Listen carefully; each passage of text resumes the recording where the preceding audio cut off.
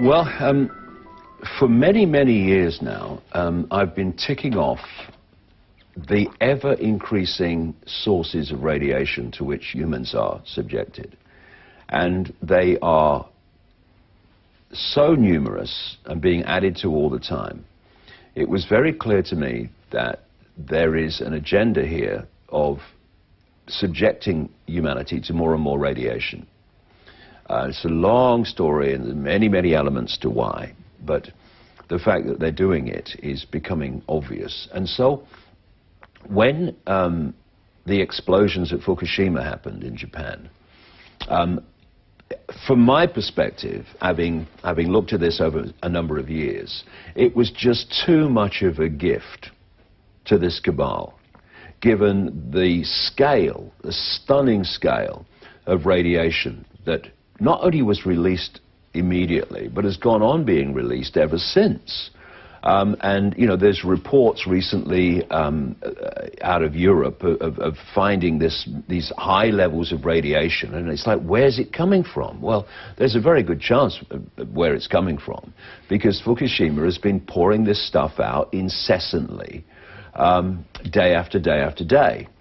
So I started looking into it, and one of the first things I noticed, and other people started looking at this as well, was that the explosion that was captured on video of one of the reactors exploding in Fukushima, and the explosion, the smoke stack of a small nuclear device, were extraordinarily similar. So I then started looking at anything that could have explained this. And I came across the fact that in the years leading up to Fukushima, those reactors and that site in general had installed a new surveillance camera and sensor system with these this technology put into the reactors and other parts of the site. And when you look at it, you know today that technology is getting ever lighter, it's getting ever smaller, and yet when you looked at these cameras and sensors that were installed into Fukushima in the months before this happened, they were like ludicrous. You know, you get these little tiny kind of mobile phones now, and yet when mobile phones started, they were about that blooming big, and you're as old as you here with two hands, you know. Well, that was the kind of difference between the kind of surveillance technology you see normally now and these things. They weighed 1,000 pounds. And then, when you put one of those next to what they call a gun-type nuclear weapon, which is a small nuclear device, if you take the casing off the gun-type nuclear weapon, what is inside is, shall we say, not a million miles from what these cameras and sensors look like. And it was, you know, with other information, it was my view, I concluded, that these were small nuclear devices and that Fukushima was blown up on purpose to release that radiation as part of this much wider radiation agenda to irradiate the atmosphere of the planet much more than it has been up to this point. And then I asked, of course, asked the question, who put these devices in, these sensors in? And it turns out to be an Israeli company located at Dimona in Israel. And Dimona is the location of the massive Israeli nuclear weapons program. And I can tell you from 22 years of research, there is no such thing as an Israeli security company that is not a front for Mossad. It's not allowed. And then there was a man called Arnie Gunderson, who's a nuclear engineer. And he made a speech in Boston, and it was almost like an alert. It was like, hey, we found something about Fukushima which should not have happened, and this has great implications for you know, containment design and nuclear design. And what he'd found from the footage is that the explosions at Fukushima moved so fast that they passed the speed of sound and entered the realm of what is known as a detonation wave. And as he pointed out, a nuclear explosion at a nuclear plant like that should never, ever become a detonation wave. It produces what they call a deflagration wave, which is below the speed of sound.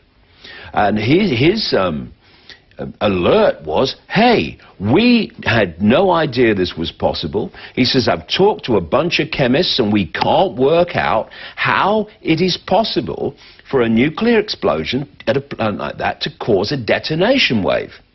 Well, maybe it wasn't a nuclear explosion of that kind that caused the detonation wave, but a device designed to detonate. And it is my strong view that Fukushima was blown up on purpose to release this stunning level of radiation. And then, of course, the question comes, well, okay, so you're saying they put these things in and blew it up, and then they just sit around strumming their fingers, hoping that some kind of earthquake and tsunami comes along as cover for it. Well, no. Which is when we come to what you just mentioned, HAARP. And HAARP relates to a man very well known in this area of the world, Nikola Tesla. Nikola Tesla was the scientific genius of the 20th century, and if he was alive today, he'd be the scientific genius probably of the first part of the 21st century. He had understood many things about the nature of our reality. He'd understood about the electromagnetic fields that you can access and turn into usable warmth and power, which the cabal that owns the energy industry of the world has been suppressing because it doesn't want people to have access to this free energy, which we could have. And by the way, the same people who are saying we must lower carbon emissions because of global warming, which is another blooming nonsense, this human-caused global warming lie, they're the same people that are suppressing the development of use of free energy technology, which Tesla developed and understood, which could eliminate the carbon power systems, immediately. So it's all a lie. But what HAARP does is it fires radio waves, very, very focused and very powerful, into the upper atmosphere known as the ionosphere, and it entrains, as they say. It gets the ionosphere to vibrate in sympathy with the radio wave. And this creates a situation where this entrainment adds massive, massive, massive power to the original radio wave, and then it's bounced back to Earth, massively greater power, and they can hit a specific spot on the Earth. And if they can hit somewhere which is vulnerable in terms of earthquakes anyway, and they can do it at a specific frequency, because the earthquakes have a frequency like everything does, then they can cause an earthquake and they can cause a tsunami. And they can cause, with the same principle, they can cause very great extremes of weather, like hundreds of unprecedented tornadoes that appeared in 2007 and killed hundreds of people in America. And, people say, oh, no, you can't mess with the weather, it's ridiculous. Well, hold on a second. There are international treaties which countries have signed saying that it's illegal to manipulate the weather and to use it as a weapon of war. Well, they're not going to have those treaties unless they know it's possible. It's ridiculous. And so we have a situation where, yes, of course there are natural earthquakes, but they don't all have to be. And you can bomb somewhere from an aircraft, or you can cause devastating earthquakes and devastating weather events, and you can bring the countries to their knees that way. And in many ways, people within countries many of them anyway, within the establishment, you know, they know that Fukushima and that earthquake and tsunami and everything, they know it was created. It wasn't a natural event. And what that says to them, and what they're saying to them with that event is, if you say no to us, look what we can do. If they want to bring Japan to its knees, they've got to find a way, like they did in, with the two, you know, Hiroshima and Nagasaki, at the end of the Second World War. But today, they would have to find an excuse to send the boys in. Well, they can't find an excuse. So instead of that, we'll go the way that they have, because Japan is over. It's over. The amount of radiation that has been released into the Earth's atmosphere is potentially catastrophic.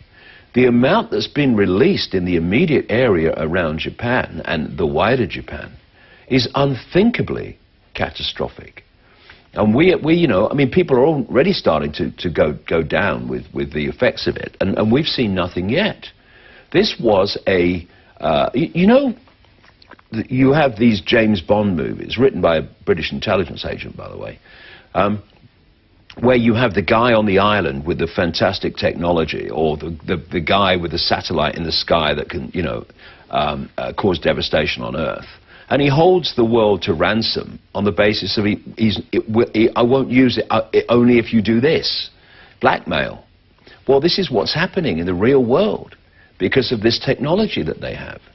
And, you know, Tesla, in an interview with the New York Times in the 1940s, I think it was, maybe a bit earlier, he said that he had the technology to split the Earth in half.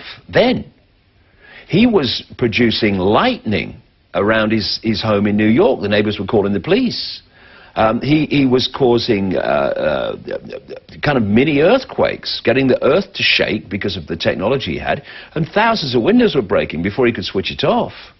And Bernard Eastland, the man who applied, first of all, for the patent for the technology that is used in HAARP, based in Alaska, but there's connecting technology all around the world. That's just the main focal point. He mentions Tesla when he's applying for the patent. It's Tesla technology. And if Tesla could, you know, do that devastation he said he could do back in the 1930s and 40s, what the heck can they do now? So instead of, you know, it's not really a case of, what do you mean they can cause earthquakes? That's crazy. No, no. Causing earthquakes is a piece of cake for this technology. And thus, you know, you have a situation in 2010 when in the run-up to it, in the years running up to 2010 around Haiti, it was established that there were major resources under the sea in Haiti waters. In 2010, this devastating earthquake brings the end to Haiti. It just so happened, you know, that the American military were having an exercise at exactly the same time that was based on a scenario of reacting to, I think it was a hurricane or something like that, hitting Haiti. And they were down in Florida doing their exercise. And then the earthquake happened, and they said, we just switched from exercise to real thing. And they were in there in no time. And if you remember, the aid agencies that were trying to land in Port-au-Prince in Haiti, they were saying, in the immediate days after the earthquake, the American military have taken over the airport, so they're not letting us in. They took the place over.